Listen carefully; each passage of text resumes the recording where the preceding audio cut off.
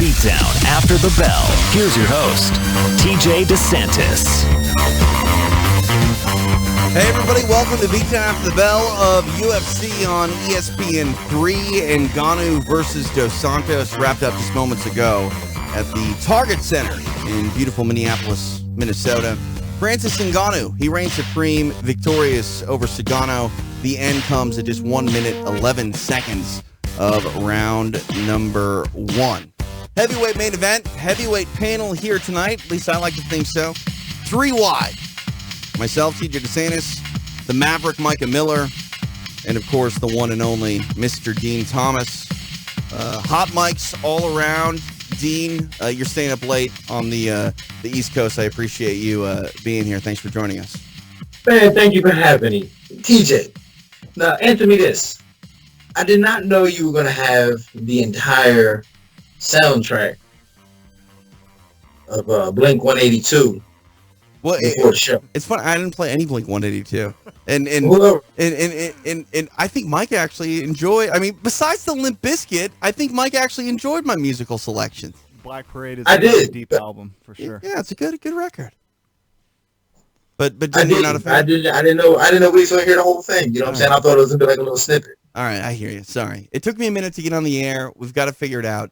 Courtesy of CappersDirect.com, we are here tonight to recap the fight card that, again, did see Francis Ngannou stop Junior Dos Santos.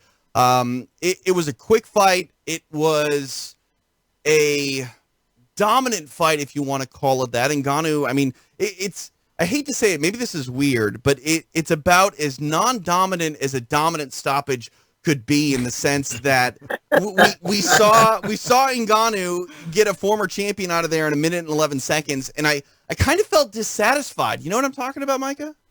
Yeah, he doesn't use a lot of unnecessary movement, right? Right. So he just kind of sits there. JDS is using a lot of movement, kind of doing a lot of the work. Misses an overhand, gets clipped with 2 really hard punches, falls, and then finishes it on the ground. Not a lot of exertion. No, and I think the issue with me was Junior Dos Santos, and he got hit by the guy who owns the record of, hardest punch output in UFC history when it comes to, like, per square inch of pressure, but, like, he just turtled up. Like, it wasn't that he wasn't intelligently defending himself. He just really wasn't defending himself. And I think the referee made the right decision. Dean, do you know what I'm saying here? Do you feel what I'm saying? Because I feel like there was more to be had there. There should have been more. Like, Junior got up and just shook his hand real quick. Like, generally when you think of a 71-second knockout, you're thinking, okay, maybe this guy needs to go get a CAT scan. Yeah, but you know what? There's probably more to it than we think. We didn't get hit by them shots. Right. And so I think there's more to it with them shots. And it's got to be something that guys feel when they get hit by Francis, where they're just like, you know what? I've had enough. And I think that's more what it was. Like, I think, obviously he was a little dazed. He was dazed on them punches. But there had to be something that he felt that he said, you know what? I don't want to take another one. Right. So, and that's the reason why he just kind of turtled up and just let the referee stop it. Because he was certainly in a position where he could have stood back up, could have backed out, could have moved in a different way, but he didn't. He stood there and took those shots. And then he just stood up when they broke it up. So there was something that he felt where he was very content with the fight at that point and just didn't want to be in it no more. Right. I'm looking at this fight and what it did overall for the UFC's heavyweight division. I'm not exactly sure. Dos Santos, his recent run of success, well, that ends tonight. Francis Ngannou, he stops a former champion, but do we feel like Francis Ngannou is now the number 1 contender for the winner of Stipe Miocic and Daniel Cormier? It wasn't that long ago that we saw Francis fight Stipe in, a pretty lackluster fight. He had a very long, tedious fight against Derek Lewis. By the way, Derek Lewis, a guy that Junior Dos Santos recently beat. Micah, in your opinion, we're sitting here. Do you feel like Francis Ngannou has separated himself from the rest of the pack in the heavyweight division? Yes, in terms of rankings, I think he's separated himself from the pack. in terms of answering the question as far as the skill set of how are you going to do at the championship level with wrestling, I still think that's a question that we don't really know the answer to. But yeah, in terms of the performances that he's done over who he's done of it, I mean, gosh, he knocked out Cain Velasquez out really quickly, and got a former champion out there quickly tonight. So in terms of what he's done in the cage, yeah, I think so. But those questions as far as the skill set, I think they still loom. Yeah. And there's also that kind of answers the question. I mean, in your opinion, does it answer the question? I mean, it starts to answer. It lends itself to answering the question. I mean, if you think about it, so we say, how does he deal with the highest wrestling at that level? Well, he's faced the most dominant wrestler at that level the last time and knocked him out with an uppercut on his way in. So that means that there's obviously something he's been doing to prepare for the wrestling, and that's to use strikes to stop it or at least slow it down some. He knocked out Cain with that uppercut on his way in. I think. So we saw him get dominated by Stipe last time, but it was clear he was unprepared. I think he's a little more prepared now. I think he went back and did some homework. I think he's a little more prepared now.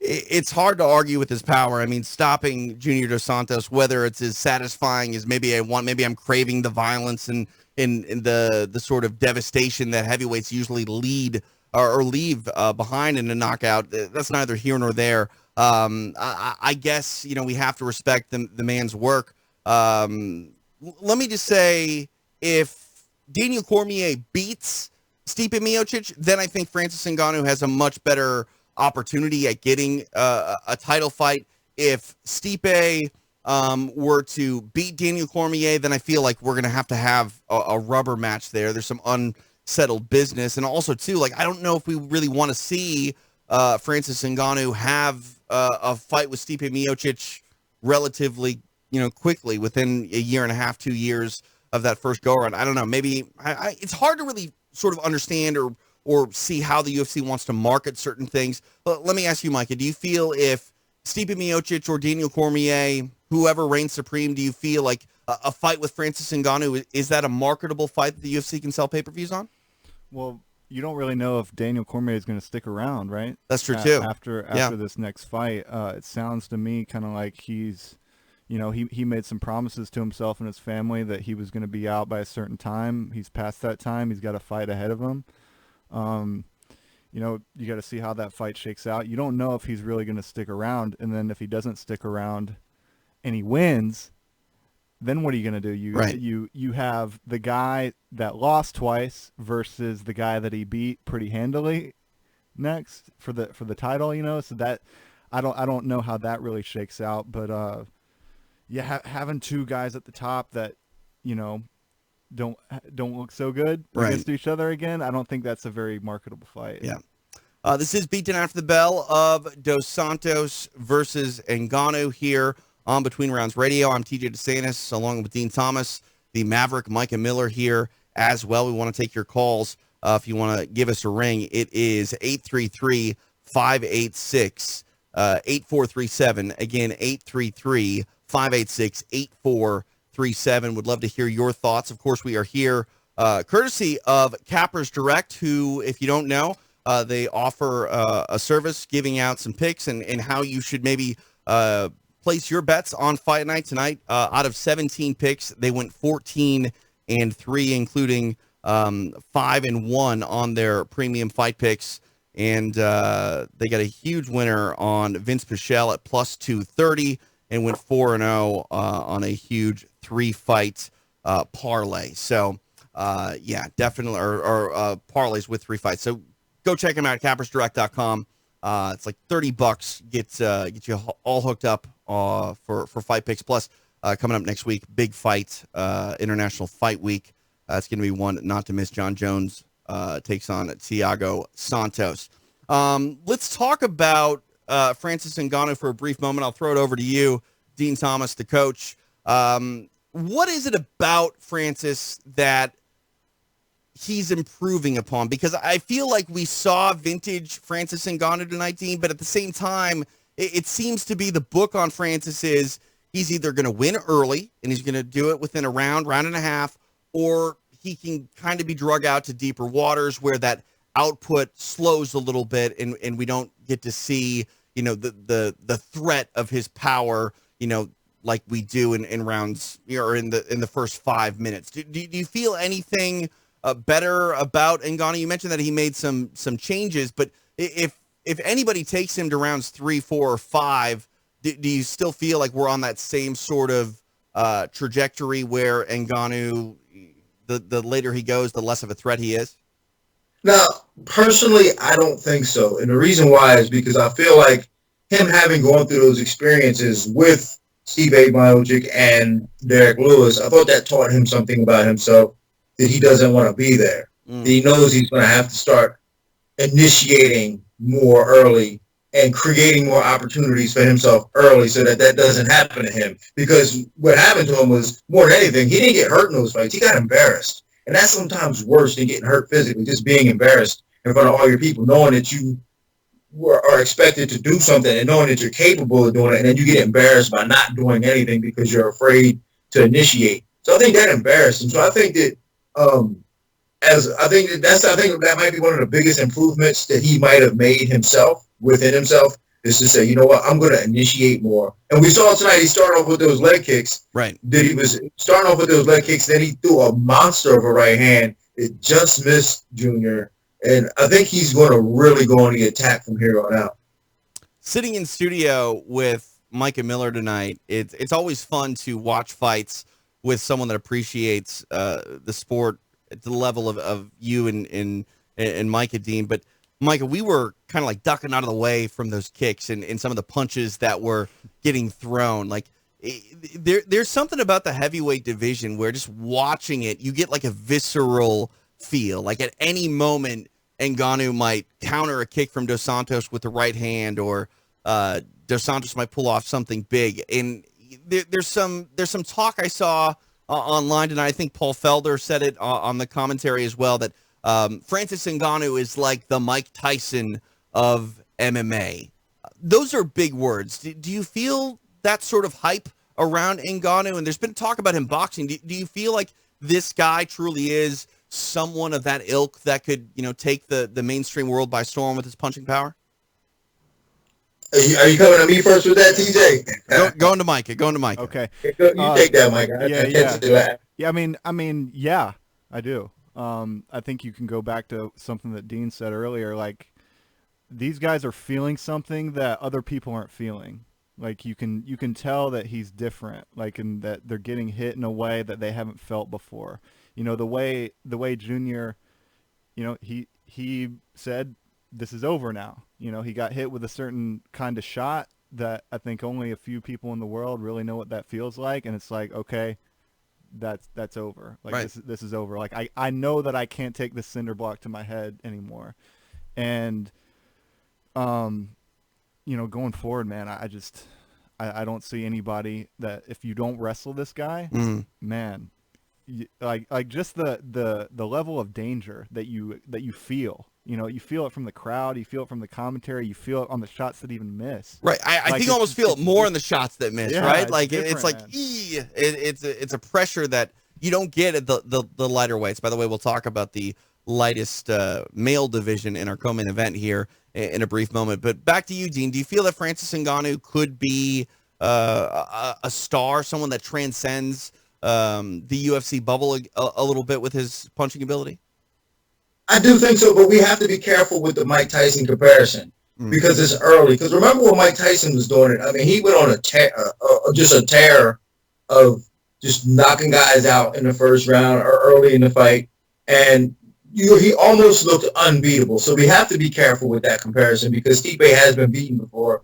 So loosely, even though I said that I think he's improved, there's still a loose blueprint to beating him. When Mike Tyson was doing it, there was no blueprint. There was, you getting knocked out, everybody's paying to watch that. But with Stipe, he does have that mystique. He's quiet, he's dangerous, and we look at him like, oh my God, if he touches you once, we're going to knock you out. So in that aspect, yeah, it is very Mike Tyson-esque. But at the same time, he lacks that mystique that he has been beaten before. And Mike Tyson never showed that until after he got beat by Buster Douglas. Well, Dean, you say it's still early. I mean, I don't feel like there's a lot more opponents for him to really face, right? I mean, he's very high at the top of the mountain right now.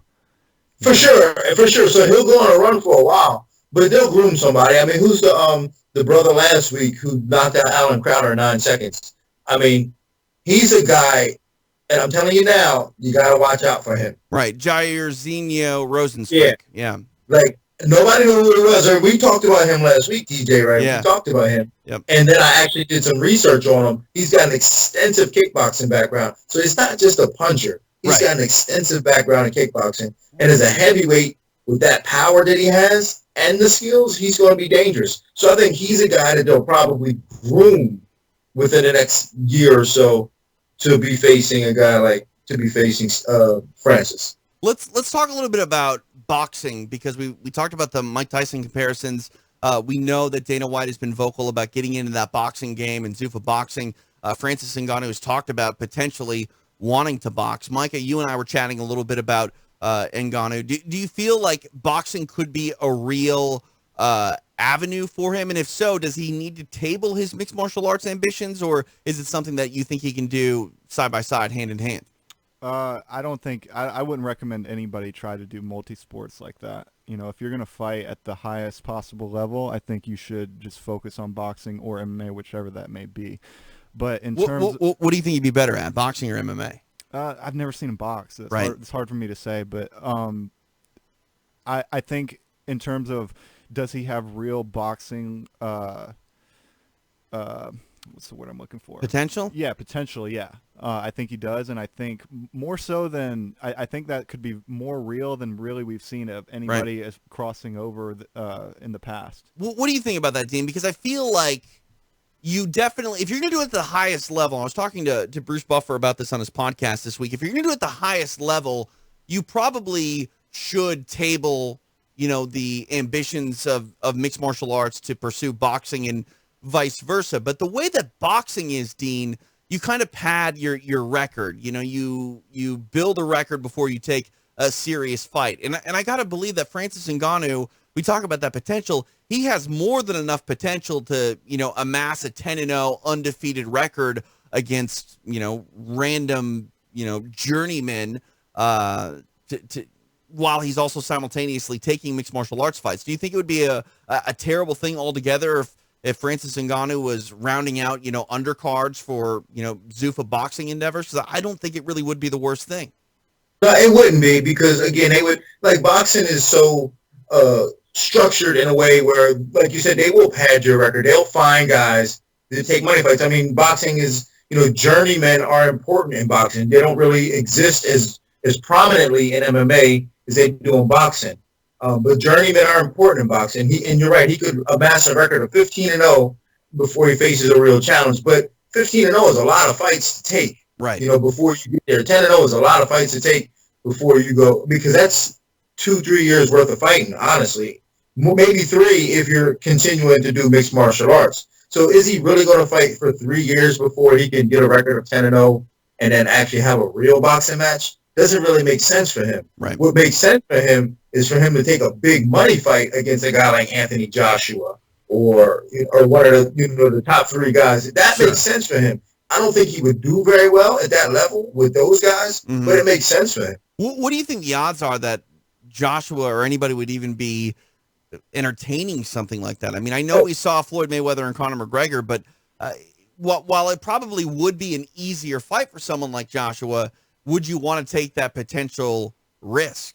No. Absolutely, because it is an easier fight for them. And let's be real here. Now, what we saw last week with Artem Lobov and Paulie Malignaggi, that gave MMA guys hope, and it shows that yes, we are closing the gap a little bit. But let's be honest here: the rules doesn't favor a slick boxer like Malignaggi against a rock'em sock'em robot like Lobo. Like 2-minute rounds, you get 5 2-minute rounds. That's not a boxing match. Boxing is 12 3-minute rounds. Right. I mean, there's a science to it, right? It's a lot different. Yeah. So sure. you put an MMA guy in there with a world-class fighter like that, especially at the heavyweight level or even at the lighter weights, the real legit contenders, MMA guys don't last at all. Right. Yeah.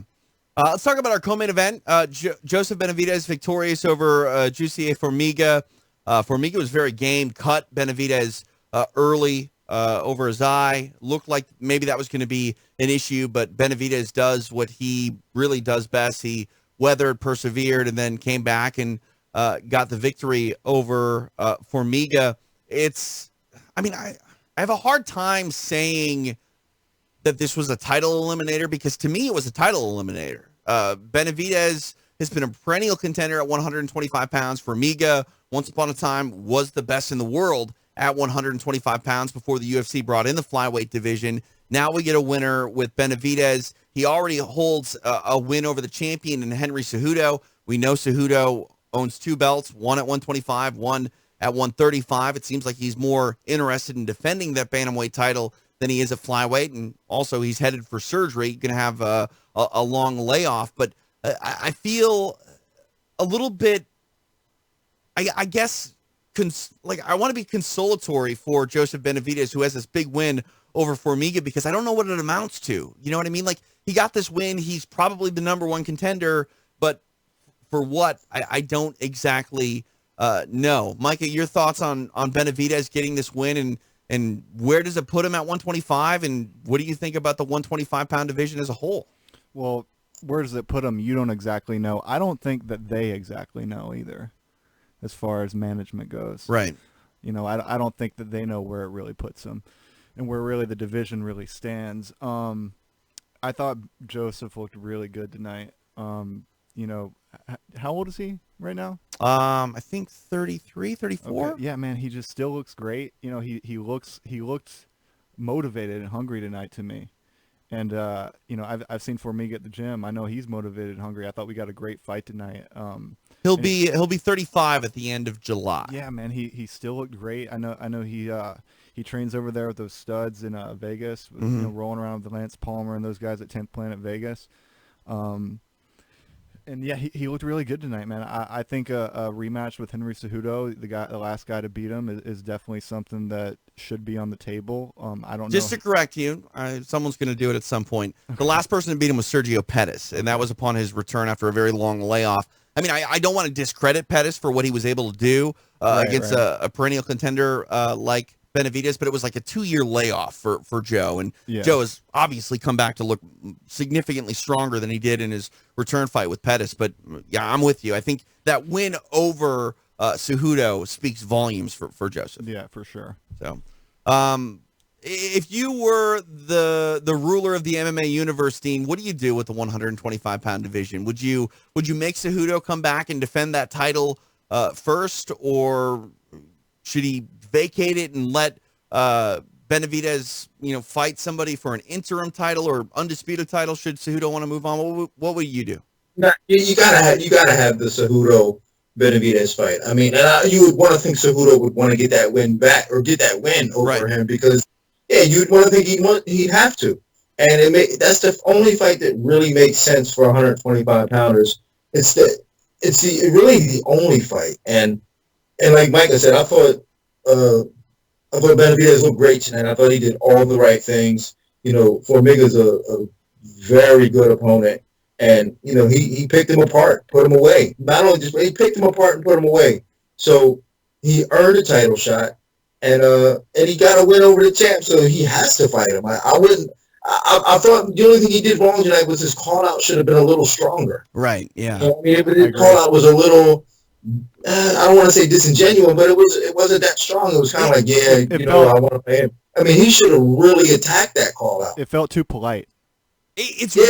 It was way too polite. That call out needed to be dangerous. That call out should be on the headlines of every newspaper today. He should have said something about his mother. I mean, he really should have, especially considering that they're trying to get rid of the division. He really needed to call him out. You know what the problem is? It's like half the roster knows that you need to call someone out, and the other half goes, oh, you know, whatever the UFC wants, I'll take on whoever. I don't pick my So happy fights. to be here. Right. So happy to fight for you guys. Right. And, like, I feel like Benavidez, somewhere in the middle of that, called someone out. Yeah, you know what I mean? agree. And it's unfortunate because there's no study to it, but if you look at the fighters that call opponents out, I would say probably at least 60% of the time they actually get who they're looking for. Yeah, I mean, you look at Tony Martin. Right. He wanted to be on this card tonight. Yep. And he said it himself. He got a better opponent than he thought that they were going to give him. Right. Just because he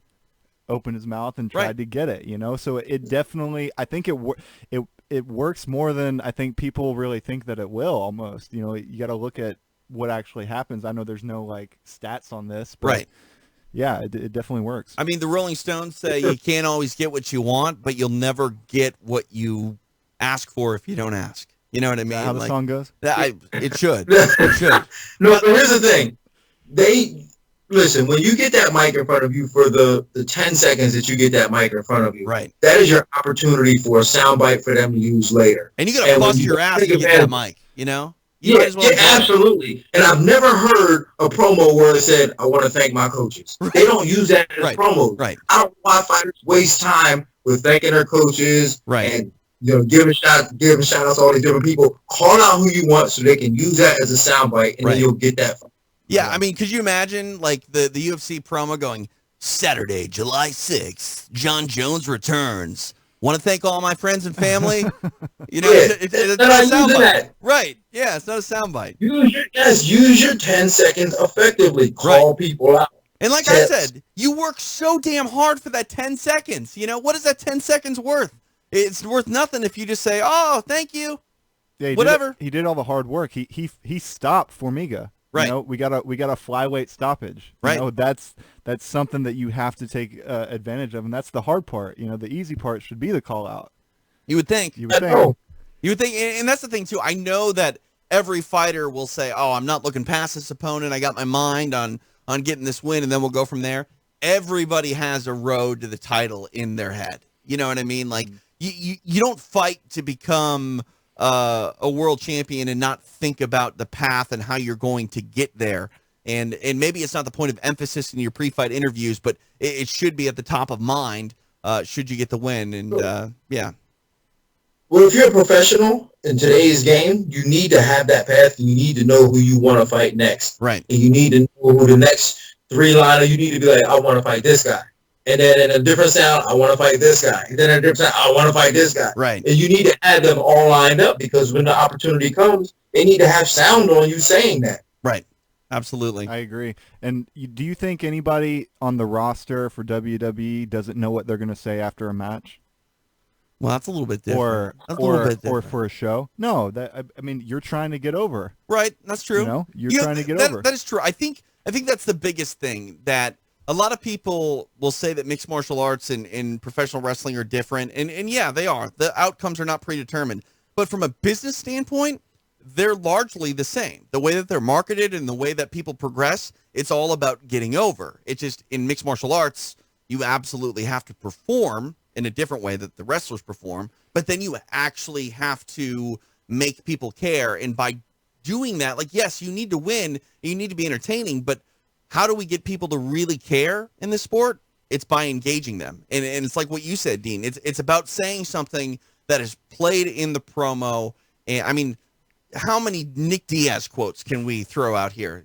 Top of mind, or Nate Diaz. I'm not surprised, mother effers. Like, things like that. My favorite's the "I'll kill you, Daniel." I mean, yeah, but that's what you need to say. Like, if you're not clever enough to come up with it on the spot, think about it before. Right. And there's nothing wrong with that. Or if nothing wrong with that. If you're Chael Sonnen, just have Doug Crosby write things for you. It's all good.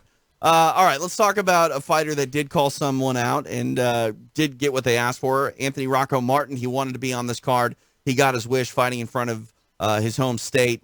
He took on Damian Maia.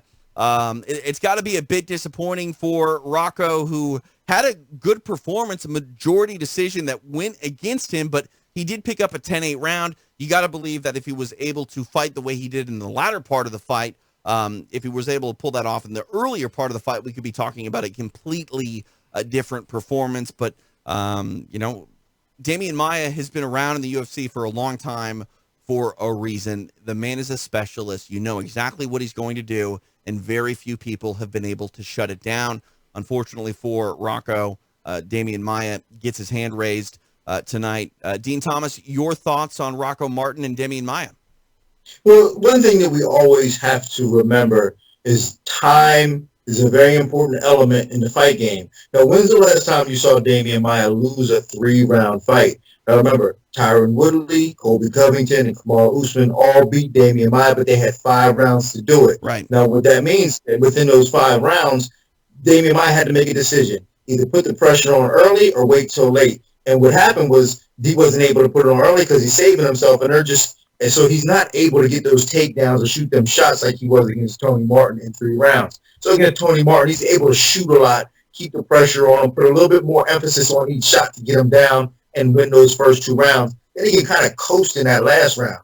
Can't do that in 5 rounds. So it's very difficult to beat a guy like Damian Maia in 3 rounds. Tony Martin was not able to solve the puzzle. And you can say what you want about him turning it on a little earlier. That could have been to his demise because that would probably gave Damian Maia more opportunity to take him down. So it's just solving that puzzle to beat Damian Maia in 3 rounds hasn't been done in a while. Like, who's done it? When was the last time he's lost a 3-round fight? Man, I'll have to look it up. Give me a moment, but you're exactly right, and that's sort of one thing that I think is disappointing in the current platform for mixed martial arts, because honestly, when it's the upper echelon guys that are jockeying for real ranking status, like, they should be allowed to work. They should be allowed to fight more than just 15 minutes. 15 minutes at the end of the day is not a lot of time for high-level mixed martial artists like these guys to get it done. And for Tony Martin to get a 10-8 round, I mean, you got to think that the tide had changed so much that had there been rounds 4 or 5, maybe a Damian Maia doesn't get out of there. Maybe it's a Rocco Martin victory. I know that every fight can't be 5-minute rounds, but it feels like we do leave a lot on the table when it's higher contender, higher caliber type of fights. What are your thoughts on that, Mike? Do you wish that there was a way to have more, 5-round fights when it's not a main event or a title fight? I mean, I'm a purist, so you're going to ask me this question. I don't think there should be rounds, period. I think you should fight to the death. No, I think you should just, if you're going to have a 15-minute fight, you should just have fight for 15 minutes. And that's and listen, and Micah, I'm not opposed to that. I love the idea of that, but it just changes the game. And if that was today's game, you'd see jiu-jitsu guys be a lot more effective because wrestlers would not be able to get these takedowns stalled and get a break and so on and so forth. But so I agree with you on that. But it changes the game significantly if there is just one time. All these different variables change the game. Having the cage changes the game in the way that there's a lot of fighting against the environment. We saw a lot of cage work tonight. There's a lot of cage work in that fight. Maya and Tony fought on a cage. It's like, for me personally, I don't like that. There's an element of the environment that's affecting the fight too much, and the way the action slowed on the fence, Damian Maia actually got pulled off mount tonight, which I thought was absurd. But that's the thing. I think that's the difference between a quote-unquote fight and the game that is mixed martial arts. In mixed martial arts, especially when you're fighting for a decision, points are in play. Points are not really a factor in a fight, in real-life conflict. But when it is a sport, it's going to be reduced to a game. And I think tonight what we're talking about is Damian Maia won the game. Had this been a fight, maybe we're talking about a Rocco Martin victory. Yeah, I mean, well, the length of time for sure. Would Tony have done better as the fight would have kept progressing? I think he would have. But you have to factor in, would Maia have fought the same way in the first 2 rounds? Right. Had he known that, everything changes, and just he's a very, as Dean said, he's a tough puzzle to solve in a 3-round fight. Who was the last guy to beat him in a 3-round fight? Was it Nate Marquardt? I'm pulling it up right now. That sounds right. Mark Munoz, maybe. I mean, it's been years. I mean, he went on a string of beating 7 guys in a row in 3-round fights, finishing most of them because I'm trying to be too aggressive. Yeah. The last fight that he lost 3 rounds, it was a decision against Roy McDonald. Yeah, I mean, and so, you talked about, and Dean said this earlier, about Tony turning it on late. If he would have turned it on earlier, you're opening yourself up to takedown entries, the things that Maia kind of wants, and you saw the way the fight plays out. It's like he's using a lot of footwork. Maia's using a lot of feints, trying to back him up. Tony knows as soon as he throws something, he's going to try to come underneath him. So it's this kind of game of chicken that they're playing, and Maya's looking for that entry. And I think that's what makes it so difficult, man, is you really got to time a shot on the way in, because every shot that you throw, you can't put together a 3-punch combination on Maya. He's going to try to come underneath, and if he doesn't get a good takedown entry, he's going to pull half guard and then start Oh, that yeah, system for that sure. is working again. I got to say this, and we alluded to it. Referee Vance Swarden was the ref in that Rocco Martin and Damian Maia fight, and he stood Maia up from mount. Now, granted, it wasn't mount in the center of the ring. Cage mount. Yeah, it was. I mean, he was mounted on him. He had control of his legs, and yeah. But I don't know. I'm with you. Like, Micah, we were talking about it in studio. I don't believe that there's really ever an excuse for someone to stand someone up from mount. The only time I've ever seen it where I actually agreed with it is when Ben Askren, early in his career, fought Lyman Good in Bellator, and he literally had mount for probably 2 minutes and didn't throw a single strike. That's the only time I've ever seen it where I was like, okay, I get it. But tonight, especially in a 3-round fight where every stand-up is magnified, it's a moment, an opportunity for one fighter to change the momentum and really can speak volumes about a decision. There's just no excuse for that. Yeah, I mean, as a jiu-jitsu guy myself, I'm going to be biased here, but you can't when you have a guy who that's how he has to win, and not forget it, even if that isn't how he has to win, a position that's dominant, you can't stand him up out of, period. It affects the fight too much. I mean, I go back to Tim Sylvia, Randy Couture, when Couture's on his back and Sylvia is just looking at Big John. He's like, I'm not taking you out of there. Like, what are you looking at me for? Right. You know what I mean? Like, this isn't how mixed martial arts is played. And there was a few times I thought that Tony Martin was looking for the referee to stand them up, even when he wasn't mounted, clinch up against the fence. And granted, I think that, we want action. We don't want lulls in a fight. This is, I mean, for better or for worse, it's an entertainment type of sport. It is sport, but there's a lot of entertainment concerns that are brought into it. But at the highest level, man, you can't be looking for a referee stand-up ever. Yeah, the highest level especially. I mean, he's looking at the ref like if you have a guy who is a grappler and a guy who wants to do his damage on the feet, right, you're clearly biased against one of the fighters. You can the worst one I think I've ever seen though is, man, when he's against Usman with a deep underhook, he's got a hook locked on the other side. Was it Goddard? I'm not sure. I think it was Goddard. Goddard just takes him off his best.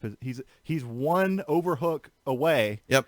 Being missed from getting the back, and it's like you just pulled him off the back. Yeah, I mean, got another chance. The only thing that's worse than that is when somebody has like a freaking arm triangle setup. It's not in, but they have the arm isolated, and you step over to the side. I've seen people stood up from that so many times, and it's like, You're in half guard, but it's like you're working for a submission. I mean, you know what I mean? Andrei Arlovsky, Roy Nelson. Yeah. Kimura. Yeah. Locked in, almost. Right. Nope, stand up, knockout, boom. Right away. And it's unfortunate to say the least. Dean, let's throw this question to you, because looking at Demian Maia, the man is 41 years old. He's an absolute killer. He really only loses to the cream of the crop. At this point, what do you do with him? Because you don't necessarily want to stunt the growth from other contenders and the opportunity that, is just beyond their reach with one maybe signature win. But at the same time, you don't want to deny Demian Maia from proving that he is elite. Like, we talked about journeyman a moment ago in boxing. I think second to journeyman, the important roles of combat sports are gatekeepers. I don't want to call Demian Maia a gatekeeper, but he's kind of the gatekeeper to the stars. If you can beat Demian Maia, you probably should be fighting for a title. But at the same time, not a lot of people can beat Demian Maia because he's just that damn good. Yeah, bless his heart, man. Like, I look at him and go, he's 41 years old. So every excuse that I have in the book to not train, he just debunks it. So I'm like, God. So bless his heart. But you're right. He is a threat to the entire division because, when you got a star on the way up, he's going to stop him because he's done it before. He's going to stop, especially now that he's not fighting these 5-round fights. He's fighting 3-round fights against everybody. Mm-hmm. So you got all these guys, for instance, like he could fight Leon Edwards and beat Leon Edwards doing the same thing that he did tonight. He beat Gunnar Nelson. Mm-hmm. Same thing. He could do that to anybody in the division. So you're going to have to be careful with him. But I think he's also earned the right to make a living. Right. So with that being said, I'm going to allow him to say, listen, let him fight whoever he wants to fight. And I think that speaks volumes to whoever does knock him off, whoever does beat him. They make a real strong, case for title contention for the next step in their career. It's just, it is interesting because Damian Maia is the type of guy that will not only beat an up-and-comer, he'll do so in a manner where he doesn't completely destroy their stock, but he shuts them down in a manner where it's like, okay, you know exactly what he's going to do, and you couldn't stop it. This is mixed martial arts. It's 2019. We're not supposed to see single discipline fighters have this level of success that we do. And I'm not saying that Damian Maia is a complete one-dimensional fighter, but if you call him anything other than a jiu-jitsu practitioner, you're being a bit kind to the man. Yes, he's a mixed martial artist, but the dude is a throwback to the Royce Gracies of the world. And there are counterparts to him. Stephen Wonderboy Thompson is another type of single discipline specialist mixed martial artist, but at the same time, you don't think that these guys are supposed to have the level of success that someone like Damian Maia has achieved. Well, you can always match those two guys up, but I think the most interesting matchup in the division would be if Masvidal beats Ben Askren, put Ben Askren in there against Maia. Yes. Because what you don't want to do is have Ben Askren beat Masvidal and then have him get beat by Maia. But if he loses to Masvidal, put Ben Askren in there with Damian Maia. I think that's a great matchup. And that's something that I think everybody would want to see. Can we have Dan Severn in the corner of Ben Askren and Royce Gracie in the corner of Damian Maia, because that feels fitting. Oh, that'd be great. Yeah. Yeah, I mean, I think what they should do with Maia, I mean, we don't know how much longer he's going to fight, right? The guy just seems to be trucking along, happy to make a living, beating guys 10 years younger than he is, just going out there doing his thing. But if there's ever a situation for another trade, I think trading Maia would probably be a good move for the UFC. I don't think that he's going to be champ with some of these guys that are in front of him, and maybe there's some value there that you could probably get from him. It's 2019, and somehow we're talking about trading in MMA like it's a real thing. You know what I mean? Like trade deadline, right? Yeah. There's value there that they don't quite really know how to utilize it. And Damian Maia too, I think would be a huge star in Japan. Yeah. From his fighting ability, people would appreciate him. Like you said, the single discipline approach that he has. I think they would. Yeah, they'd love him. They'd trade him for Cosmo Alexander. I feel like if Damian Maia was shipped off to Japan, like he'd be a Gracie, like they changed his name, like Vitor Belfort was Victor Gracie back in the day. Maia versus Sakuraba. Yeah. Oh, dude. Hey, I'd actually feel okay about that because I know Sakuraba won't get lumped up. Right. You know that he's not going to get hit. Right. Yeah. I mean, Damian Maia is the true, gentle art practitioner, Vince Pichel, he got a victory over the previously undefeated Roosevelt Roberts. Roberts dropping the first loss of his pro career. He's now 8-1. Vince Pichel, pretty sizable underdog here tonight. I think it was plus 240. A long layoff for him, but from hell gets it done. Drew Dober victorious over Marco Polo Reyes.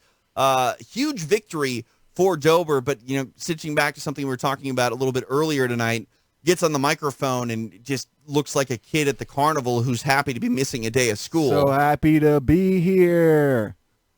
Man, that's how you get kicked out. Call somebody out. Be bold with your choices. Yeah. Alonzo Menafield victorious over Paul Craig. TKO ends the bout in round number 1, about 3 minutes and 19 seconds into it. Ricardo Ramos victorious over Journey Newsom. Newsom coming in on very short notice. We had a few short notice, late replacement type of guys taking fights tonight, and I think unfortunately for them, it sort of showed. Dean, you're a guy who's working with fighters day in, day out, trying to get them ready for the biggest opportunities of their lives. What do you think about these fighters taking short notice fights, sometimes in weight divisions that they don't really have long plans for being in? I know it's a clear path to the UFC by stepping up and taking a spot and taking advantage of an opportunity. Generally, if you come up short in these positions, the UFC does right by you and gives you another opportunity. But I think it's sort of another hurdle in the grasping of an undefeated record. It's very hard to be in the UFC for a prolonged period of time, if ever, with an undefeated record when you have some of these guys stepping up on short notice just because that's the fastest way, the quickest way to get into the UFC. Well, you got to get in how you can get in. And I'm a firm believer, especially in today's day and age, if you are a professional fighter, you need to treat yourself like a professional, and you need to always be in shape, and you need to always be ready. That doesn't necessarily mean you got to go through be in camp at all times, right? But you should always be in the gym. You got to be ready because opportunities don't come around. I mean, the game is getting more and more competitive every day. Yeah. And when these guys get the call and they go, "Oh man, I'm 40 pounds overweight," you miss that opportunity. You have to take advantage of all your opportunities. If you're a fighter and you get the call and you don't take it, you might not get it again. So you have to be able to take it. And even if you don't win, you got to be good enough to put up a valiant performance to prove that you belong there. And they'll give you another shot, but you have to be able to take the opportunities that they give you. Now, I'm not sure. I know the young man, what's his name? He fought Ricardo Ramos. We know him because he was from looking for a fight. Yeah, Journey Newsom. Yeah, and he I thought he did well for his first time. I mean, obviously he's young and he's green and he's got some things to work on, but he stepped up to the challenge and took advantage of the opportunity. He'll get another shot with probably a full camp. But if he said no, they probably wouldn't give him another shot, give him an opportunity. Right, and there's also something to be said for Newsom, who went 15 minutes with Ramos, who's a good fighter. So you got to believe that coming into his UFC debut and going 15 minutes, the experience and sort of knowledge that he got out of that performance is good enough to, sort of take stock in the fact that he's going to be a better fighter for making that walk. Oh, yeah, absolutely. Because if he went out there and got knocked out in a second, then he would have never know what it feels like to come out into the second round or know what it feels like to be going into that third round. He got to experience all that. I mean, he did just about anything you could have done in a fight other than get finished. I mean, he got dropped. Right. He had a strong submission attempt.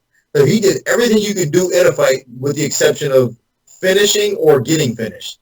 I think the question, though, about stepping up on short notice and whether or not it's a good decision, maybe you can ask that question in the third fight of the night when Dalcha Lukambula took on Daquan Townsend. It was a light heavyweight affair. Townsend has fought as low as welterweight. A lot of his fights have been at middleweight. He came in, took this fight on just a few days' notice in a weight class that you can question maybe he doesn't necessarily belong in, and then he was stopped. He was stopped in the third round. Maybe some unnecessary damage for him. I'm not exactly sure. Sometimes, people worry about, getting stopped and what, long-term effects it'll have on your career. But I still think getting your foot in the door at this point with the UFC structure, that's the hardest thing. Once you're there, you can sort of make up for adjustments. But what are your thoughts on that, Dean? Taking a fight in a division that primarily you've never really fought in, you may not have real ambitions in that weight class moving forward, but is it still just as important to take advantage of that opportunity to officially get put on the roster? Listen, fighters are independent contractors. When you need an electrician to come to your house to put in some electricity, you call one and one shows up. And some of these guys as fighters, unfortunately, they're a dime a dozen. This guy, Townsend, I'm not sure of his last name, and I don't want to be disrespectful to him, but he's probably not on a fast track to being a world champion. So when he gets a phone call for a payday, he needs to take advantage of it. Right. Yeah. Well, we'll see what happens with him moving forward. Amanda Hebus victorious over Emily Whitmire. Rear naked choke comes in the second round of their meeting. And then we kicked off the night with a big knockout for Maurice Green when he got past the Brazilian in Junior Albini. Again, TJ DeSantis along with Dean Thomas, Micah Miller. We are here courtesy of Cappers Direct. Want to check them out, cappersdirect.com. This is Beat Down After the Bell of the UFC in Minneapolis. Francis Ngannou victorious over Junior Dos Santos. If you want to give us a ring, we'd love your call. 833-586-8437. Again, 833-586-8437. This is the second consecutive week for the UFC in 9 straight weeks of events. And, of course, next weekend, it's the big one, International Fight Week. Stack card emanating from T-Mobile Arena in Las Vegas. Thiago Majeda Santos takes on the UFC light heavyweight champion Johnny Bones Jones. Jorge Gamebred Masvidal takes on Ben Askren in an exciting fight. Don't forget your co-main event. We see Amanda Nunes taking on Holly Holm, defending her title. Dean, let's stick with you here. International Fight Week, it's a big one, arguably the biggest fight of the year for the UFC. I know we'll probably get a couple more UFC promos for events later on in the year that say it's the biggest fight of the year, but I got to admit, I'm excited about this International Fight Week for a variety of reasons. What are your thoughts on next week's return of Johnny Bones Jones? Well, you know, I mean, with just Johnny Bones Jones being on the card, that obviously is, you know, does something for any card that he's on. But I think the entire card makes it what it is, and not just having John Jones on there, because, you know, let's be honest, like, him against Majeda is not exactly the best seller. I mean, they haven't really found a way to market that fight in itself, so they're marketing the entire card. They're doing a good job of marketing, you know, Holly Holm and Amanda Nunes. I'm surprised they're not doing more to market Ben Askren and George Masvidal, but I think, to me, that's the fight I'm looking forward to most on that card. I think it's the most competitive fight on that card, at least on paper. But I think to me, that's the fight that I want to watch on that. But yeah, I think it's going to be a great night of fights. There's going to be a lot of things could happen and could change the game. I mean, if Thiago Majeda lands a big punch and knocks John Jones out, I mean, that's, again, we talked about Mike Tyson. That's Mike Tyson, Buster Douglas right there. Right. So, but anything can happen in this game. Yeah, and you know, I got to interview John Jones last week on Bruce Buffer's podcast, talking to him a little bit about where his mindset is at, and I got to admit, there's a motivation in John Jones' voice that I haven't heard in a little while, and he's speaking in a similar manner that Tyron Woodley has spoke about in the past, George St. Pierre has spoken in the past, wanting to become the greatest of all time. And I don't think that you need to sell anyone too hard on John Jones being the greatest light heavyweight of all time. If you want to deny him that title, it's largely going to be from his actions outside of the octagon. But a motivated John Jones, and the way that he's speaking now, talking about his legacy, that is something that is really intriguing to me. Mike, I'm going to ask you this question, and you can share your thoughts. Do you feel that John Jones is the greatest light heavyweight of all time, and is he the greatest fighter, mixed martial artist of all time? Wow, that was an easy one. You just threw me a softball there, TJ. I'm hoping someone will call and I can screen a call while you're answering the softball question. But you know. Yeah. John Jones is the greatest light heavyweight champion ever. Is he the greatest MMA fighter of all time? MMA fighter we've ever seen. And where do you come down on the issues of, you know, the picograms and his behavior outside of combat sports? Do you feel that tarnishes his ability to become the greatest of all time? Do people need to let that stuff go? Yeah, I mean, man, we could literally talk about this for our own 3-hour special. But yeah, I mean, that stuff's always going to fall on. But I feel like in today's day and age, you just got to keep fighting. And the longer you keep fighting, people just forget about stuff like that, for better or for worse. You know what I mean?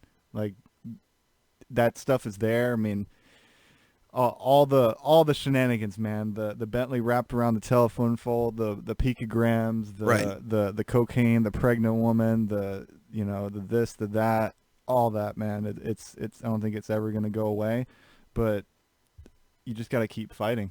I mean, people forget. I hate that that's the real answer. Right. It's true. I hate to say this, because all that stuff that you just mentioned, it's not anything that any fighter wants to be remembered for. Yeah. But the fact that he's been able to succeed in spite of all of that almost makes his legacy that much greater. You know what I mean? Because a lot of people will wilt. When you look at, I mean, for example, Ronda Rousey talked about the pressure of being a champion and how she felt that, where when she lost, she kind of lost her identity and kind of went into hiding, and it changed her whole outlook on life. John Jones has had that same pressure, maybe in a different sense, because Ronda was the face of women's mixed martial arts, but John Jones feels all that same pressure and then does everything to sort of shoot himself in the foot, but then come fight night, he destroys people.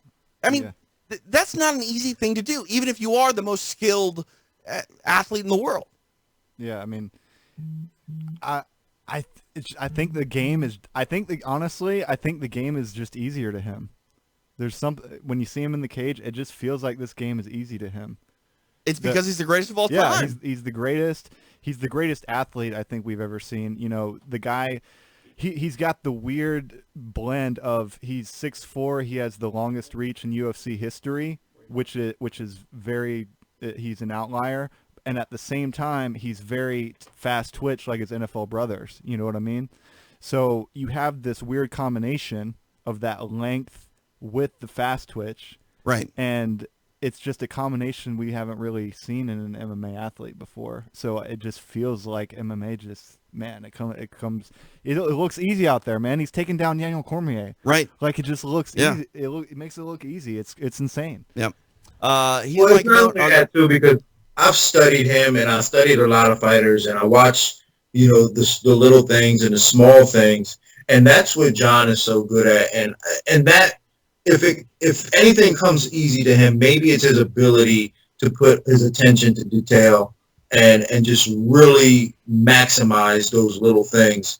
And like Michael said, using his length, I mean, that's one thing that, we get wrapped up and consumed by size in terms of girth and weight, but really the biggest factor is length. And John uses that better than anybody. Right. His ability to judge distance and just his ability to use all of his weapons is equally as the next one. It just separates him, and his attention to detail, man, is like I've never seen before in anybody. So he's just different. TJ DeSantis, Micah Miller, Dean Thomas here. Beatdown after the bell of the UFC on ESPN. Junior Dos Santos, Francis Ngannou, your main event. Ngannou gets his hand raised. We are wrapping things up here in Los Angeles. Before we get out of here, though, let's go out to the phones. Andrew from L.A. joins us. Andrew, welcome to Beatdown After the Bell. How's it going, guys? We're good, man. What's on your mind? Well, what's on my mind is Micah Miller is on the show, and I want to ask him when his next fight's coming up. All right, semi-retired Micah Miller. No, TBA right now.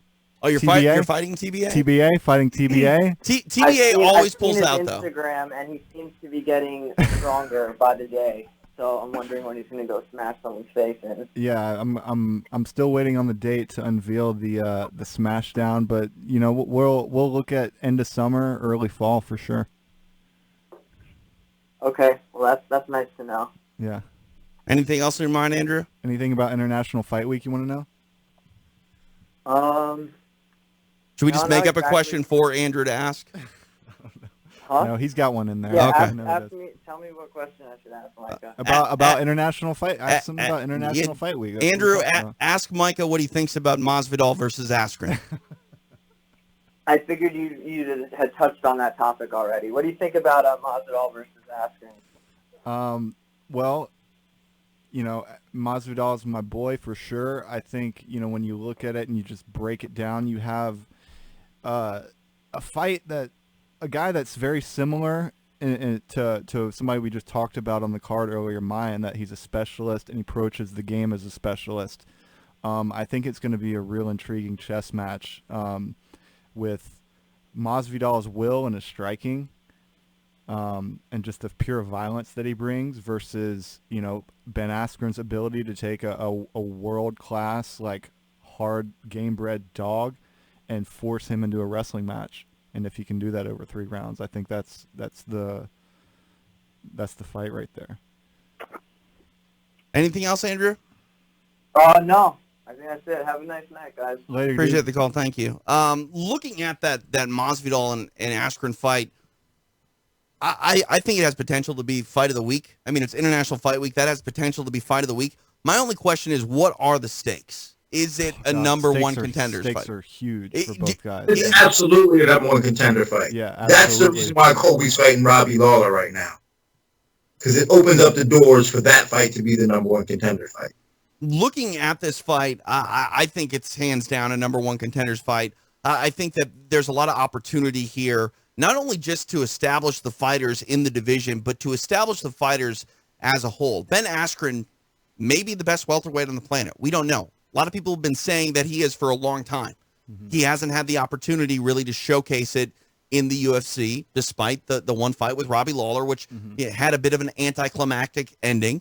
In Masvidal, when you look at this man's record, he's just a few split decisions away from being considered one of the greatest lightweights of all time. And now he's been on this fantastic run at welterweight. If he's able to upset the previously undefeated Ben Askren, not only should he be fighting for a title next, you're going to be hard-pressed to tell me that he can't win it. Yeah. I mean, he is that good. I think he's probably one of the most underrated, underappreciated fighters, honestly, in MMA history at the high level in the modern mixed martial arts universe. Yeah, I agree. I don't think he's been marketed quite well, to be honest. The dude fought in the boatyard. The guy fought in the boatyards. He's a living, breathing, walking, talking Street Fighter character.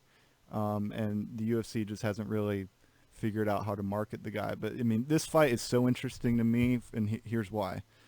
I felt like when everything you said about Ben Askren when he came over to fight Robbie for that first time, man, I felt the tension in the arena was electric, because you had Robbie, who was coming back off from the layoff, and he looked in his eyes like, man, he had something to prove. Like he looked like Robbie Lawler. He was the best Robbie Lawler on that night. Yeah. That's why that fight, I think, is so frustrating the way that it ended, because I think both guys had a lot left to give in that fight. It was just shaping up to be really something special, and man, that's what I'm saying for this fight. I feel like with everything that Ben had to prove, and then everything that Robbie had to prove, and the way that fight ended, I feel like it carries over into this fight, honestly. Like, I feel like Ben still has everything that he had to prove back on that night, and I feel like for Masvidal, you have a title shot at stake here.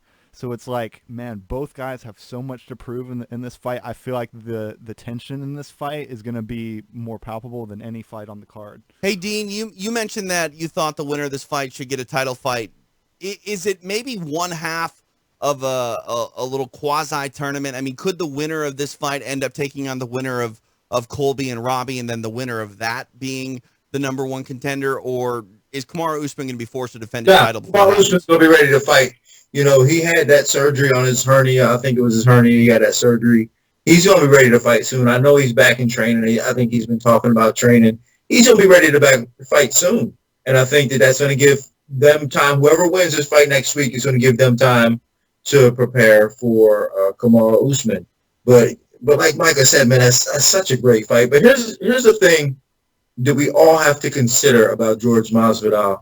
You know, and like you said, DJ, he is the most underrated fighter we've seen in our time. But that's all been self-induced. You know, he's a guy who's lost decisions just putting it in coast. He's not the greatest competitor. Right. That's the problem. Well, he's he the loses best fighter, the game. not the greatest competitor. You know, getting back to what we were talking about, Masvidal loses the game of fighting. If it was a fight in the freaking boatyard, you'd be hard pressed, I think, to find a lot of people that would pick against Jorge Masvidal. But in a fight, you know, where they're judges, I mean, shit, he generally takes one judge of the three almost every single time. But I don't know. I agree with Dean. I think sometimes he relaxes a little too much. I think he's almost like so calm in there that he takes his foot off the gas sometimes. Right. And it allows the game to kind of influence the decision. But I think Dean's right. I think one other thing too is, man, you talk about him fighting in a boatyard. When have we ever seen a striker fight like that since he was like 18 and never really been laid out? You know, he's 34 or 35, right? And the guy's been fighting since he was 18. He's been making his money, his bread and butter with striking. Right. And he's got great defense. I mean, we've known that. I mean, he's always had solid defense, and that's the way he fights, because he fights a very relaxed style, which is also the reason why he coasts, because he's like, as long as he's not getting hit, in his mind, he thinks he's winning. And that's why he doesn't really get hit often. He doesn't take a lot of punishment. He doesn't take a lot of shots. Great defense. He's very well-rounded, but he's just not the best competitor. Unfortunately, next week he'll be going up against the best competitor I've ever saw in my life in Ben Askren. He's not in my opinion, not the greatest fighter, but the best competitor I've ever seen. And I think what it really going to come down to is what is the dynamic of the fight going to look like? Is it going? If it's a fight, Masvidal wins a fight. Right, yeah. If it's if it's a competition, Ben wins the competition. It's who can employ that? Who's going to be able to make that work for them? I mean, I hate to say it. I don't know what the prop bet is on this, and don't beat me up because you Masvidal's your boy. But if there's a prop bet on Masvidal losing by split decision, like I would throw money on that every single time because Masvidal's the type of guy that can be so competitive and just come up short via the game every single time. But I'm really excited about that fight. I think it's the fight to keep an eye out on. I want to look past it for a brief moment, Dean. You know all these guys pretty well, being around them on the mat. When you look at a guy like Robbie Lawler, who's taking on Colby Covington, Ben Askren, who's taking on Jorge Masvidal, of those four competitors, who do you think has the best opportunity to get past the champion in Kamaru Usman? Honestly, I think that Masvidal or Ben Askren has the best chance of beating Usman. Yeah, I think Usman, I think he could beat Colby and Robbie, but I think he struggles with either Masvidal and Askren. So it's unfortunately, they're on the same side of the bracket. If there was a tournament, they'd be on the same side of the bracket. But I think the winner of Masvidal and Askren has a very good chance of being the next welterweight champ. I like it. We'll see it play out next Saturday night in Las Vegas. Before we get out of here, let's go back to the phones. Keith from Melbourne joins us. Keith, what's on your mind? Good night of fights, I thought. I just had a real quick question. I'm just driving in the car. I agree with what Dean said earlier about how Joe B's call-out was kind of a bit conciliatory. I wonder if that's going to hurt him, and I wanted to get you guys' opinions, Joe. I'll take it off the air. Where do you think the UFC will make the fight when Henry's fit, or whether he'll try and chase a kind of more big money fight, like Dom Cruz or something like that? Appreciate the call. It's difficult for me to say what exactly the UFC will do when it comes to Henry Cejudo. It seemed like the whole entire 125-pound division was on the way out. When I actually saw that this fight between Formiga and Benavidez was being made, it gave me hope. I like the flyweight division. I think there are a lot of flyweights that really shouldn't be competing at 135 pounds. Formiga is one of them. Dustin Ortiz is another name that I think is much better suited at 125 than 35. Alex Perez is another guy. It's not like this division has become static with less than stellar names and the talent isn't there.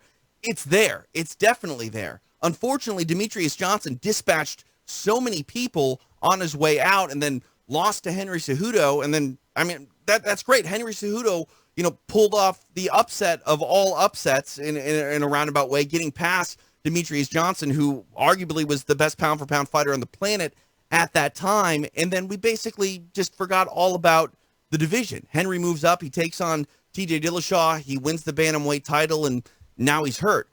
I don't think that the flyweight division is something that should go away by any means. What will the UFC do? Well, if they need to market an event and have a title fight be the main event and Henry Cejudo is the option, they're likely to make a bantamweight title fight before they are a flyweight title fight. That's just the long and short of it. I don't necessarily think that should be the case. I think that, there are other people that are like me that appreciate the flyweight division, but largely at the end of the day, heavier fights always seem to be the ones that are pushed. And I think we're probably going to see Henry Cejudo defend his bantamweight title before we see him defend his flyweight championship, for better or for worse.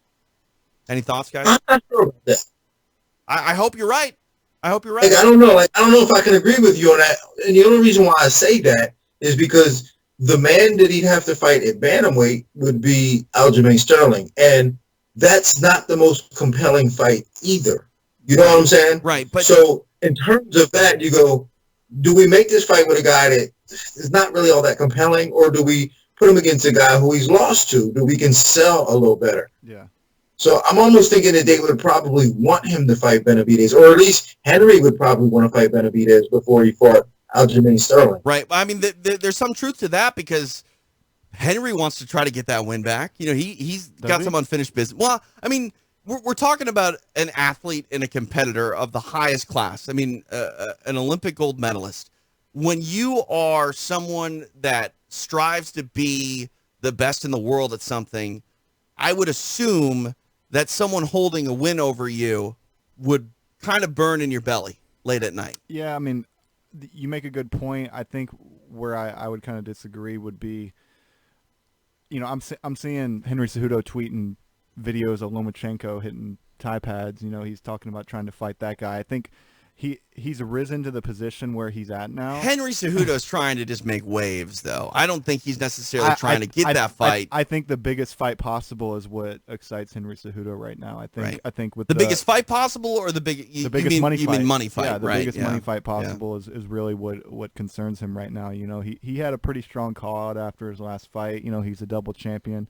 I think he's trying to get that bigger payday, and I think he realizes probably now that he has all that hardware around his waist that getting to this position is so hard, and you have to get the most money possible. It's incredibly hard though when you're that lighter weight fighter. Yeah, it's what's the payday for him? What's the biggest money fight for him?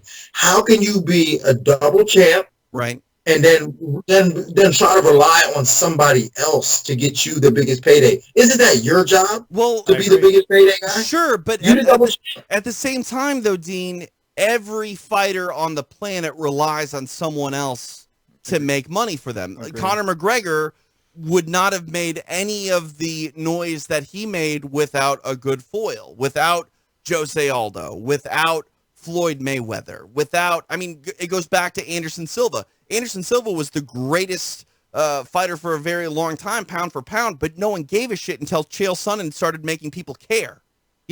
Every babyface or every all-time great has to have someone to, like we were talking about, put them over, get their name over. And for Henry Cejudo, yes, he's a double champion, but unfortunately, unless there's someone that everyone really wants to see him fight, it doesn't matter. You can be the greatest. Who is that guy? Lomachenko? Come on. No, who is that guy though? What's Dom Cruz's situation right now? I don't know. I don't know where he's at. I mean, I think he's a compelling opponent for Henry Cejudo. He can talk very well. I think he could sell that kind of fight, and I think he stands a hell of a chance at beating Henry Cejudo. To me, if I'm the emperor of the world and I get to decide who is going to fight Henry Cejudo next, the biggest name for him to fight is not in the UFC anymore. I want to see a rematch with Demetrius Johnson. Right. But I mean, that's not how it works. Yeah, I mean, he beat resign Kyoji Horiguchi. Yeah. See, I wouldn't be upset with that at all. I mean, Horiguchi. I didn't know we could play with toys outside of the box now. Hey, when you're the emperor of the world in hypothetical situations, I mean, I could have him fight the Stay Puft Marshmallow Man if I wanted to. Yeah, no, I agree with Dean. I think Kyoji would be if we're looking at the biggest fight and the best fight you could possibly make at that weight class, I think it would be Kyoji as well. I mean, that guy is Dean and I know that guy's made of something different for sure. It's fantastic, and it's a mark, huh, TJ? What's that? That's a 2-minute warning. That is, yeah. Talk bed. We're gonna get out of here. Unless you got more. I mean, if you want to stay up all night, I'm looking out for your best interest. It's a Saturday night. What is it, like 1 o'clock in the morning where you're at? Yeah, man, it's 1 o'clock. Yeah, so Nestle Snipes misses me. That's why. Yeah, I do miss you, man. Where you been at, man? You need to come back around. I'll be back this summer. Anytime you guys want to hang out on Beaten After the Bell, I'd love to have you. This was fun. I appreciate it. What are you doing next week, Mikey? You want to come back? I'd love to come back. King Mo's going to be with me. All right. So we can. I hear he knows boxing. He knows everything about everything. He knows everything and everybody. Dude, I was blown away with how much MMA knowledge that man has. Like, it's one thing to be a fighter and be mixing it up and writing your own legacy and path, but to be a student of the game, not just technically, but historically. Like, we had him on one of the shows last week, and he was spitting out crazy names from old King of the Cage days. Like, Eric Pele was someone we were talking about. It's like, damn, King Mo knows Eric Pele? Like, this is awesome. Yeah. This is awesome. Dean, it's always a pleasure, man. I appreciate you coming on the air. We'll have you back, and I think you and I are going to be back in the booth for Island Fights coming up on August 2nd. Yeah, man, I can't wait, man. That's going to be a lot of fun. It's always fun hanging out with you, Dean. I appreciate the time. All right, fellas. Peace out. Later, brother. For Dean Thomas and Micah Miller, I'm TJ DeSantis. This has been Beaten After the Bell, courtesy of Cappers Direct. Please visit them, support them, cappersdirect.com. We'll be back next Saturday night for Beat 10 After the Bell of the big UFC 239 card. Is it 239 or 238? I don't know numbers. Me neither. Whatever the next why, UFC why are they keeping count still? For UFC 300, I guess. Right, exactly. I mean, I don't know. I can't even count that high, to be honest with you. So, all right. We'll be back next week for the big show in Las Vegas. For Dean and Mike, I'm TJ. You just got Beat 10 After the Bell on Between Rounds Radio.